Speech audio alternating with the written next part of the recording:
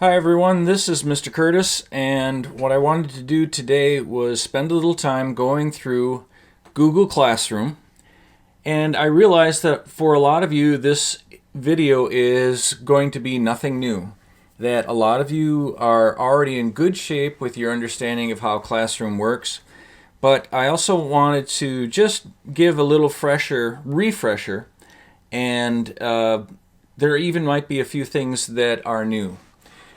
As we look at things today, I have two demo Google Classrooms to show you. This one is from Ms. Stalder at the high school. Thank you for her for allowing this. This would be the student side of Google Classroom. And this one is on the teacher side, but I thought you'd like to see what I see every once in a while as well. So if we go back to the student side of things, where should we begin? Well, I think one of the things to start with is over here is to look at the settings. Go to settings first. And most of you have already put in some kind of profile picture. That's always fun. You can also check these notifications. My suggestion is to at least check the email notifications. Some of you probably want to know whether your comments have been remarked and people have seen them and all these other things. That's something to consider.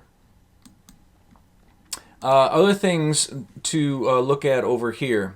Start with the calendar. Now, this is just the calendar for this one class. And I'll show you a different calendar that I think is a little bit better, because here you're only looking at one class, and frankly you should be looking at all of your classes. So if we go back here, let's start first with something to share with your class. If you put something on here, that's if you want to add something for everyone to see. So it's kind of like a little chat within just your classroom, and everyone will get to see it. That's assuming that you want that. Now, going up here to classwork. Now, this will list all of your classwork that you are going to see.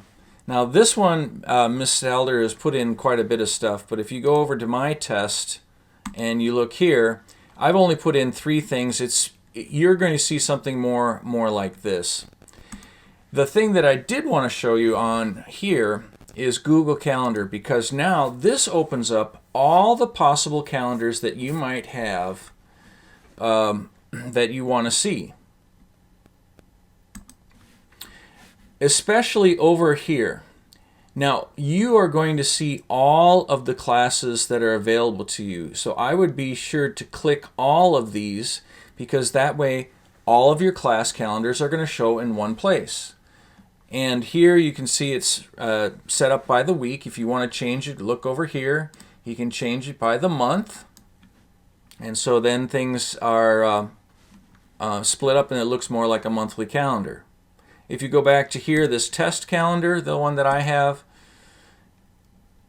and if we go to allow this here, and we'll go to April, because that's really when we're going to be starting this.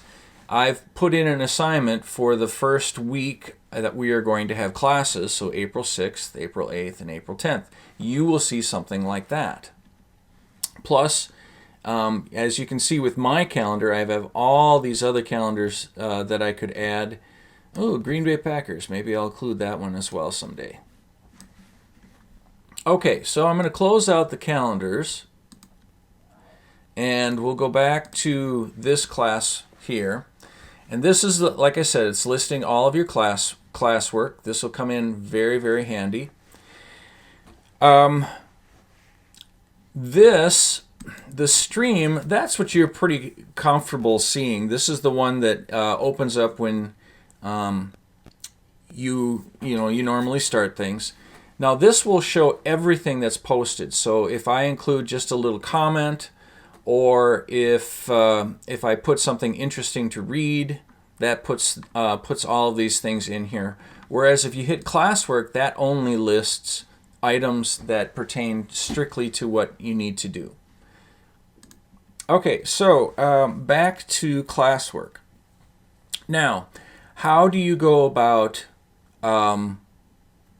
turning something in? How do you work on that? So we'll hit classwork here, and then we're going to open up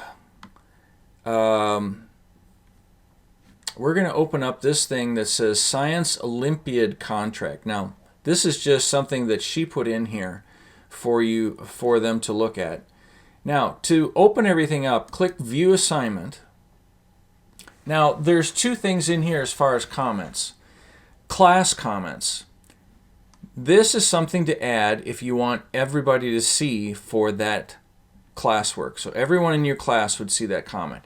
Now, if you wanted to just send me something, you could hit private comment, and then I would be the only one that would see that.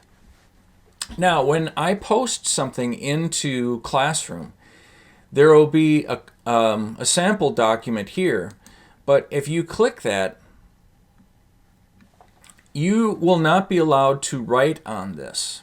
This is just for you to look at. So in order to write on it, you have to first make a copy. So click Make a Copy, and then give it a name, whatever you want, and then it will save it to your own Google Drive. Now I'm just going to hit cancel because I don't want to make copies and copies. And then once you are done with that, then you're going to do two things. You're going to you'll have a turn in button. It doesn't show here for me, but you want to hit the turn in button, and then also you want to hit the mark as done. And those two things, the turn in and mark as done, are going to help when it comes to your attendance. Because otherwise, how do I know if you are attending something? There may be some times where I will say, hey, let's all meet at 10 o'clock in the morning, if possible, on such and such a day. So I would send out something, and it would show up again like this on your calendar.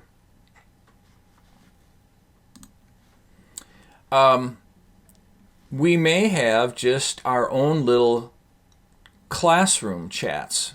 And so that would be something that we could do as well through Google Classroom. One last thing that I would like for you to be looking at. Now, this is the stream of this test class that I put together.